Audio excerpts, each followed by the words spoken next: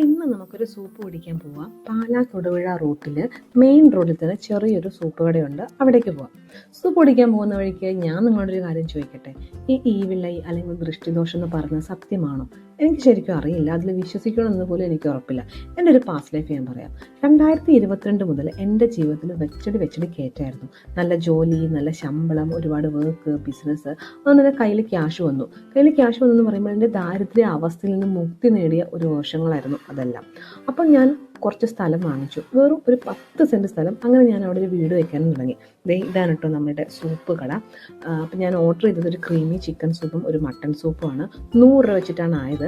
ഒരു സൂപ്പ് 2 പേർക്ക് കഴിക്കാൻ മതിയാകും. മട്ടൺ സൂപ്പ് എനിക്ക് ഒരുപാട് ഇഷ്ടപ്പെട്ടു. പാലാ തൊടുപുഴ വഴിയിലൂടെ പോകുന്നവർ ഈ സ്ഥലം ഒന്ന് നോട്ട് ചെയ്തോളൂ. പാലാ എത്താറാകുമ്പോഴാണ്, മെയിൻ റോഡിൽ തന്നെയാണ്.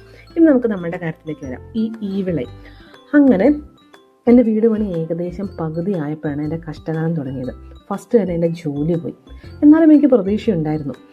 ബിസിനസ് ഉണ്ട്, സേവിങ്സ് ഉണ്ട്, എനിക്ക് വീട് പണി കംപ്ലീറ്റ് ചെയ്യാൻ പറ്റും, സർവൈവ് ചെയ്യാൻ പറ്റും, പതുക്കെ ഒരു ജോലി കണ്ടുപിടിക്കാൻ പറ്റും എന്നൊക്കെയായിരുന്നു എൻ്റെ ഒരു ഹോപ്പ്. പക്ഷെ പിന്നീട് എന്താണ് സംഭവിച്ചതെന്ന് എനിക്ക് പോലും പറയാൻ പറ്റുന്നില്ല. ഒന്നൊന്നായിട്ട് എല്ലാം പോയി. വീട് പണി മുടങ്ങി. അതിന്നും എനിക്ക് പൂർത്തിയാക്കാൻ കഴിഞ്ഞിട്ടില്ല. നിങ്ങൾക്ക് എൻ്റെ വീഡിയോസ് കാണുമ്പോൾ മനസ്സിലാകും ജോലിയുടെ സ്ട്രഗിള്, ഫിനാൻഷ്യൽ സ്ട്രഗിള്. പക്ഷേ എൻ്റെ അതൊന്നുമല്ല.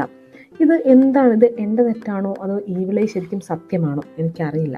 അപ്പം നിങ്ങളുടെ അഭിപ്രായം എന്താണെന്ന് നിങ്ങളൊന്ന് കമൻറ്റിൽ പറയണം. ശരിക്കും ഈ ഈവിളൈ എന്നുള്ളത് സത്യമാണോ അല്ലെന്നുള്ളത്. ഒരുപാട് പേര് അല്ലെന്നും പറയുന്നു, ഒരുപാട് പേര് അങ്ങനെ ഒരു കാര്യമുണ്ട് എന്നും പറയുന്നു.